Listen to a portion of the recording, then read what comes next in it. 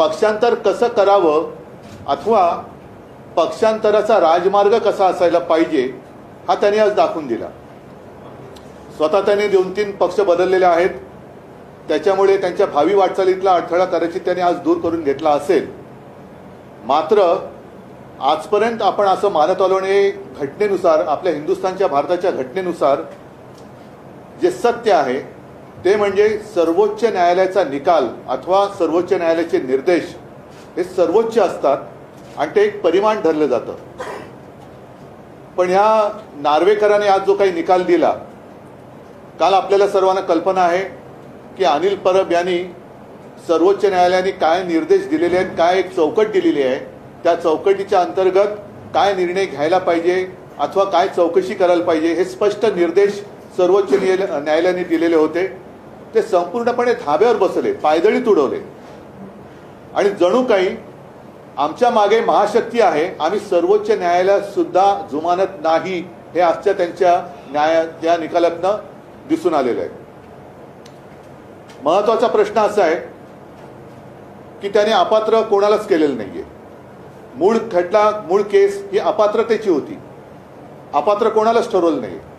म्हणजे जर आमची घटना ही तुम्ही ग्राह्य धरत नसाल मग तुम्ही आम्हाला अपात्र का नाही केलं.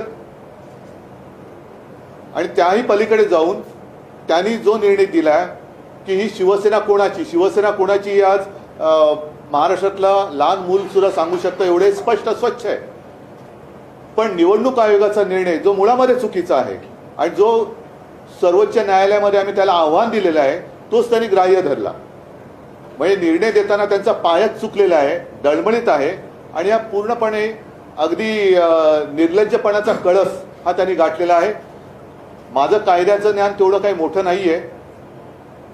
मला तर असं वाटतं की सर्वोच्च न्यायालयाचा त्यांनी जो अपमान केलेला आहे त्याच्याबद्दल अवमान याचिका दाखल करता येते का हे आम्ही बघणार आहोत. पण मला नाही वाटत अवमान याचिका दाखल करता येत असेल आणि म्हणूनच ते जे काही त्यांना एक प्रोटेक्शन असतं त्याचा त्यांनी आज गैरफायदा घेतलेला आहे. हा त्यांनी गैरफायदा घेतलेला आहे.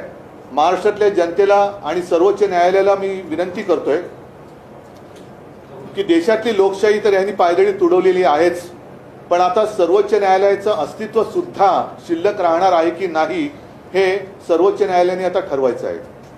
सर्वोच्च न्यायालयाने जर आम्हाला त्यांच्या विरुद्ध अवमान याचिका दाखल करता येत नसेल तर स्वतःहून ज्याला सुमोटो म्हणतात अशी काही कारवाई सर्वोच्च न्यायालय करणार आहे का.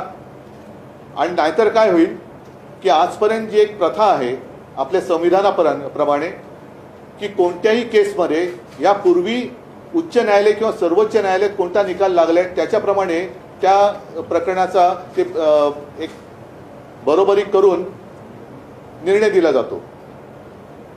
असं असताना याच्या पुढे सर्वोच्च न्यायालयात अशा जर का काही केसेस आल्या तर मग ह्या लवादाचा निर्णय तिकडे मानला जाणार आहे का सर्वोच्च न्यायालयाने जो निर्णय दिला होता किंवा जो निर्देश दिले तो मानला जायला पाहिजे हे सुद्धा बघणं हे आता फार गंभीर ही बाब झालेली आहे, फार मोठं कुतूहलाची राहणार आहे. जून 2018 मध्ये जे तुमची नियुक्ती करण्यात आली होती ती नियुक्तीच अवैध आहे असं देखील अध्यक्ष, तो त्यांचा अधिकारच नाहीये.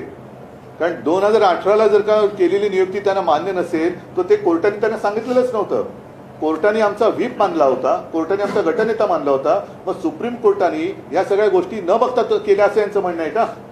आणि जर 2018 साली यांनी जर का काही आमची घटना मानली नाही मग हे निवडून आलेले जे आत्ताचे जे गद्दार आहेत ते गद्दार कोणत्या आधारावरती निवडून आले होते, कोणाच्या चिन्हावर निवडून आले होते. त्याच्यामुळे पक्षप्रमुखाबद्दल ते बरंच काही बोलले, पण पक्षप्रमुखाला जर अधिकार नसेल तर पक्षाध्यक्ष म्हणून जे नड्डा बसलेत त्यांना तसेही काही अधिकार नाहीये, तो त्यांचा अंतर्गत प्रश्न आहे. मग हे पद किंवा हे नसतंच. त्याच्यामुळे त्याने एक मान्य करायला पाहिजे की जसं एक नेता असतो त्याचे सहकारी असतात आणि नेता म्हटल्यानंतर तो दिशा दाखवत असतो, दिशा दाखवण्याचं काम हे नेता करत असतो आणि ते जर का करणार नसेल आणि लोंढ्यामध्ये वाहत जाणार असेल तर तो नेता कसला. मला त्याच्याबद्दल बोलायचं नाही कारण ते त्यांच्या चौकटीत न बसणारे ते बोललेले आहेत. त्यांना सुप्रीम कोर्टाने जे सांगितलं होतं की या दिवशी हा व्हीप होता, हा गटनेता होता, आता पुढचं तुम्ही बघा त्या तारखेला काय होतं ते सोडून नको त्याच्यात ते घुसले आणि त्यांनी वेळ काढूपणा केला. त्यांचा जो हेतू होता तो हेतू स्वच्छ होता की वेळ काढूपणा करायचा. हाच निर्णय ते पहिल्या दिवशी देऊ शकत होते, पण त्यांनी ते सगळं नाटक केलं आणि मग 31 डिसेंबरची तारीख 10 जानेवारी आता सुद्धा मग आम्ही सर्वोच्च न्यायालयात तर जाणारच आहोत, पुन्हा याच्यात काही काळ जाण्याची शक्यता आहे. माझी सर्वोच्च न्यायालयाला विनंती आहे की आपण सर्व काही पाहिलेलं आहात, सर्व काही तपासलेलं आहे. आणखीन काही माहिती पाहिजे असेल तर ती सुद्धा आम्ही आपल्याला द्यायला तयार आहोत. निवडणुकीच्या आधी दूध का दूध पाणी का पाणी हे व्हायला पाहिजे. कारण यांना निवडणूक काढायची. निवडणुकीमध्ये यांना असं वाटलं होतं की लोकांच्या मनात, जनतेच्या मनात, मतदारांच्या मनात आपण संभ्रम निर्माण करून शिवसेना संपवू. पण शिवसेना काही संपत नाहीये आणि शिवसेना ही संपणार नाहीच. आणि मिंद्याची किंवा गद्दाराची शिवसेना हे महाराष्ट्रातली जनता, देशातली जनता मानणार नाही. ते असं म्हणतात की 2013 पासून त्या संघटनात्मक निवडणुका व्हायला पाहिजे होत्या, त्या झालेल्या नाही. त्यावेळी ते तेव्हा आमच्या पक्षात नव्हतेच आणि आम्ही ते सगळं वेळोवेळी निवडणूक आयोगाला सादर केलेलं आहे. त्या जर झाल्या नसतील तर मग हे मिंदे आणि त्यांच्या बरोबरचे गेले ते कोणत्या पक्षाचे म्हणून त्यांनी त्या अध्यक्षाने ॲफिडेव्हिट दिलं होतं 2019ला आणि 2014, 2019 असेल, काही असेल आणि आत्ता सुद्धा काय असेल ते. शिंदेची शिवसेना हीच खरी शिवसेना असा निर्णय. शिंदेची शिवसेना ही शिवसेना होऊच शकत नाही, कारण शिंदे आणि शिवसेना हे नातं तुटलेलं आहे. त्याच्यामुळे भले त्याला, मी काल म्हटलं ना की त्यांची मिलीभगत होती. ज्याप्रमाणे त्यांनी जाऊन एका न्यायमूर्तीने आरोपीची भेट घेतली 2दा, त्याच वेळेला हे सगळं ठरलेलं होतं. पंतप्रधान जर महाराष्ट्रामध्ये अनिश्चिततेचं वातावरण होतं, निकाल काय लागणार अपेक्षित होता, माहिती होता का? पण तरी देखील पंतप्रधान दौऱ्यावरती येत आहेत. तरी देखील हे डावसला जाणाऱ्यांचा दौरा आधीच जाहीर झालेला आहे, आज पेपरमध्ये आलेला आहे. मग हे कसं काय तुम्हाला आधी कळलं? म्हणजे तुमचं हे सगळं सेटिंग होतं, फिक्सिंग होतं, मॅच फिक्सिंग होती. आणि आम्ही सर्वोच्च न्यायालयात गेलेलोच आहोत. सर्वोच्च न्यायालयाने एक यांचा आदर करण्यासाठी म्हणून त्यांच्याकडे प्रकरण दिलं होतं. पण सर्वोच्च न्यायालयाने जी चौकट आखून दिली होती त्या चौकटीच्या बाहेर जाऊन कायद्याप्रमाणे निकाल न देता एक काहीतरी प्रोसिजर त्यांनी केली आणि कायद्याचा अन्वयार्थ किंवा अनर्थ लावून त्या तो निकाल दिलेला आहे. हा निकाल काही सर्वोच्च नाही, हा निकाल सर्वोच्च न्यायालयात टिकणार नाही आणि जनतेच्या मनात तर हा अजिबात टिकणार नाही. जनता तो स्वीकारणार नाही. तुम्ही उभाठा म्हणूनच पुढे जाणार? उभाठा कशाला? उभाठा कशाला? माझं उद्धव बाळासाहेब ठाकरे असं स्वच्छ आणि स्पष्ट आहे. उभाठा काय? उभाठा काय? मग बाकीच्यांची आई वडिलांची नावं पण तुम्ही तशीच लावणार? आणि उभाठा असेल तर उभा ठाकलेला आहे मी, या अन्यायाविरुद्ध उभा ठाकलेला आहे. हा निर्णय तुम्हाला अपेक्षित होता का? कारण तुम्ही काल पण म्हणाला होता की असाच निर्णय काहीतरी येऊ शकतो, मी बघत आहे. मी अनेक अध्यक्षांवरती आरोप पण केले होते. हा निर्णय आरोप नव्हते केले, मी सत्य सांगितलं होतं. ते जाऊन भेटले, हा माझा आरोप नव्हता, हे सत्य आहे. हे 2 वेळा आरोपीला जाऊन भेटले, हा माझा आरोप नव्हता, हे सत्य आहे. भरत गोगावलेंची आणि एकनाथ शिंदेची, भरत गोगावले हे प्रस्तुत म्हणून आणि एकनाथ शिंदे गटनेते म्हणूनच मान्यता जी आहे ती अध्यक्षांना दिलेली आहे याच्यामध्ये. आणि सुप्रीम कोर्टामध्ये हे उलट दिसलं पाहिजे. याकडे कसं पाहिजे? भरत गोगावलेंची प्रस्तुत म्हणूनच नियुक्ती आहे आणि एकनाथ, म्हणजेच काय की त्यांनी सर्वोच्च न्यायालयाचा अपमान केलेला आहे. सर्वोच्च न्यायालयाने स्पष्ट शब्दात सुनील प्रभू आणि अजय चौधरी यांची नेमणूक ग्राह्य धरलेली आहे. सर्वोच्च न्यायालय काही कळत नाही असं यांचं म्हणणं आहे का?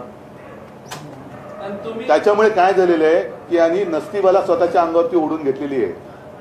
आमचं काही बिघडलेलं नाहीये, जनताच पेटून उठलेली आहे आणि जनता हा अन्याय मान्य करणारच नाही. आम्हाला हा निकाल अमान्य आहे, आम्ही सर्वोच्च न्यायालयात जाणार आहोत. तुम्ही घटनेत बदल केले असंही ते म्हणतात या सगळ्या याच्यामध्ये की नियमबाह्यपणे घटनेत बदल केले असंही ते म्हणतात. म्हणजे काय बदल केले आम्ही ज्या वेळेला घटना जी काही दिली ती घटना निवडणूक आयोगाकडे दिलेली आहे. आणि जसं आमच्यामध्ये पक्षाध्यक्ष हा आहे प्रमुख, पूर्वी शिवसेना प्रमुख होतं, मी शिवसेना पक्षप्रमुख केलं कारण शिवसेना प्रमुख एकमेव, त्या पद्धतीकडे शिवसेना प्रमुख नाही कोण होऊ शकत.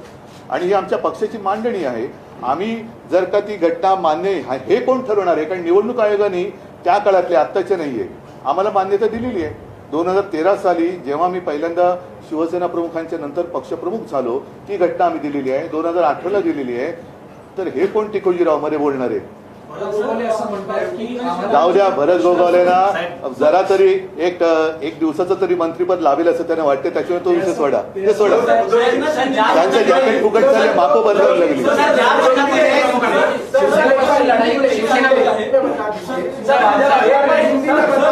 एक थांबणार आता हिंदीमध्ये. हा बोली तुम्ही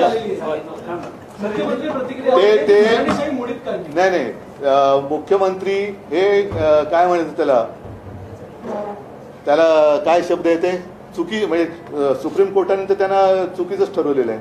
त्याच्यामुळे ते त्यांची प्रतिक्रिया ही पण तशीच आहे, केराच्या टोपलीत टाकण्याची.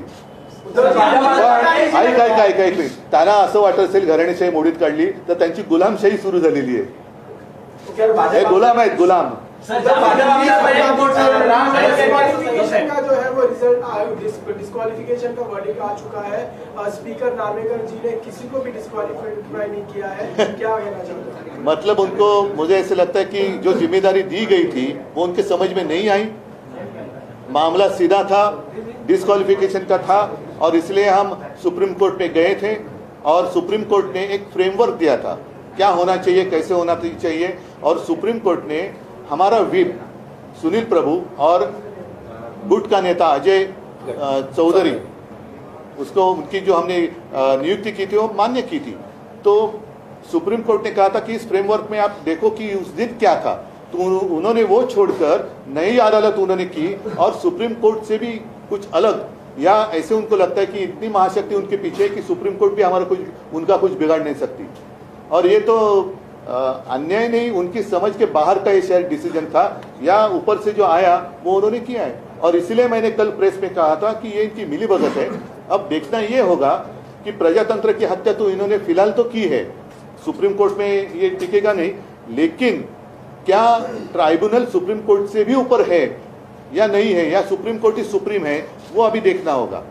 देश में प्रजातंत्र रहेगा कि नहीं रहेगा। मैंने कई बार कहा है, जब हमारी दसरा रैली थी उस वक्त भी मैंने कहा था हमारे बारे में चलो 20 साल के बाद दे दो फैसला, हमें मंजूर है, लेकिन इस देश में डेमोक्रेसी रहेगी कि नहीं रहेगी। तो इन्होंने, इनका मानना ऐसे कि नहीं रहनी चाहिए। लेकिन अब दूसरा सवाल आया है कि सुप्रीम कोर्ट भी रहेगा कि नहीं रहेगा, या ऐसे ट्राइब्यूनल उसके ऊपर रहेंगे। तो अभी सुप्रीम कोर्ट के ऊपर सारी आशा है, और जनता को तो ये फैसला मंजूर नहीं है। दो चीजें इसमें है। राष्ट्रीय कार्यकारिणी को ही कट्टर नेता को निकालने का अधिकार होता है, ऐसा नार्वेकर ने कहा। ये पहला सवाल आपकी घटना में क्या कहा गया, और 2018 की ठीक है, लेकिन पहले जो गद्दार है वो राष्ट्रीय कार्यकारिणी हो ही नहीं सकती, और इसलिए तो हम सुप्रीम कोर्ट में गए। मतलब जिसने डाका डाला वही कह रहा कि ये मेरा घर है। सर आगे की 2018 की घटना आपने, आगे की लड़ाई क्या सिर्फ कानूनी होगी या और भी कुछ, कैसे लड़ेंगे? नहीं, देखो, इनका जो प्रयास है वो सिर्फ समय निकालना है, समय निकालना है। और मैंने जैसे पहले कहा कि एक तो पक्षांतर, जो पक्षांतर होता है, पक्ष बदली करने का कानून है, उसको अधिक मजबूत करना चाहिए था।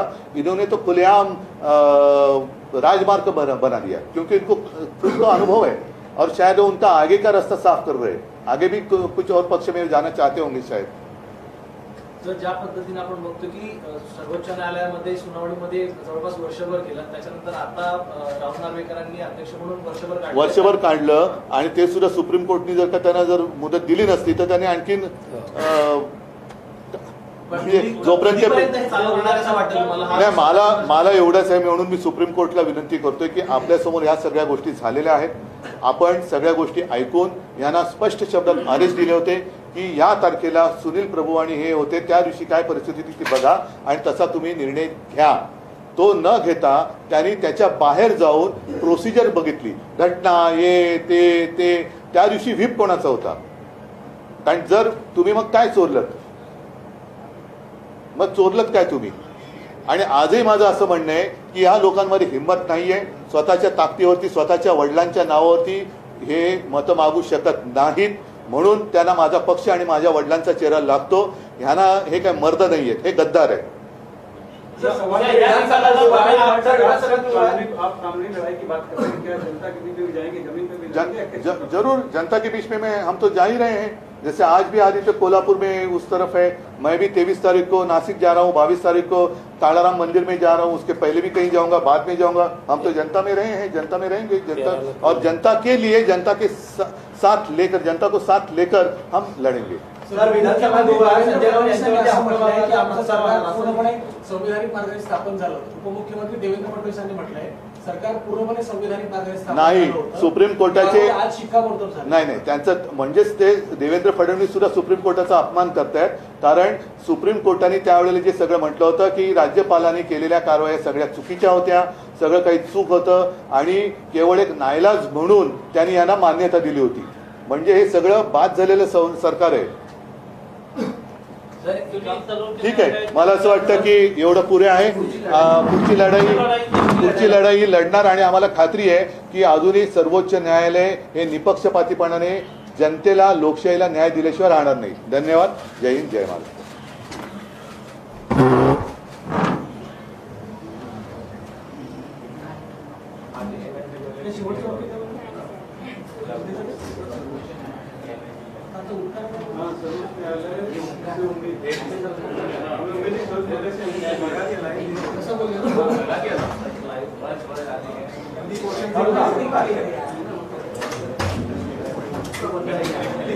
कसं